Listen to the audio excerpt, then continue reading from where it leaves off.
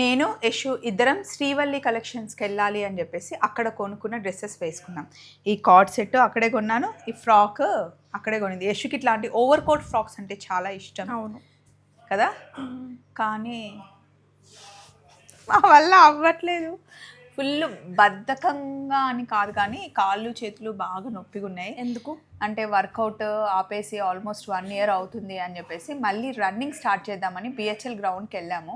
అక్కడ ఒక గ్రూప్ ఉందండి, వాళ్ళు వీక్లో 3 days ఏమో రన్నింగ్ చేస్తారంట, అండ్ మిగతా డేస్ ఏమో వర్కౌట్స్ చేస్తారు, బాగుంటుంది అంటే ఈరోజే జాయిన్ అయ్యాం. బొటానికల్ గార్డెన్కి వెళ్ళి చేసాము.